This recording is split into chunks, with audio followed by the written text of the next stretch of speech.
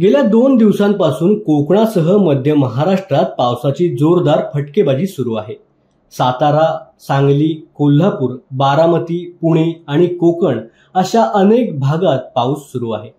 दरम्यान मुंबई, ठाणे, रत्नागिरी, सिंधुदुर्ग आणि रायगड जिल्ह्यांना आता थेट हवामान विभागाने रेड अलर्ट जारी केलेला आहे।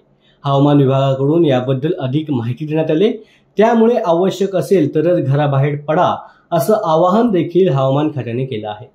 अगदी रात्रीपासूनच मुंबईमध्ये सुरू असलेल्या पावसामुळे रेल्वे वाहतुकीसह रस्ते वाहतुकीवर देखील मोठ्या प्रमाणात परिणाम झाल्याचं पाहायला मिळालं। पूर्व आणि पश्चिम द्रुतगती मार्गावर नागरिकांना वाहतूक कोंडीचा सामना देखील करावा लागला।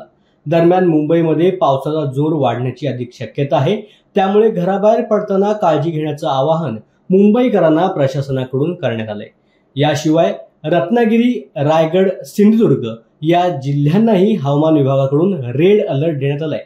रत्नागिरी आणि सिंधुदुर्गमध्ये पुढील 4 दिवस मुसळधार पावसाची शक्यता वर्तवली जाते, तर 27 आणि 28 मेला रायगडमध्ये ऑरेंज अलर्ट देण्यात आलेला आहे।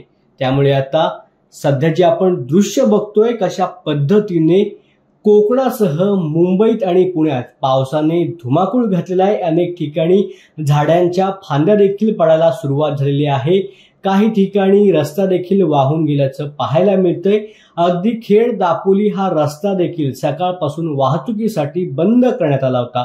अनेक सखल भागामध्ये पाणी देखील साचलेलं आहे।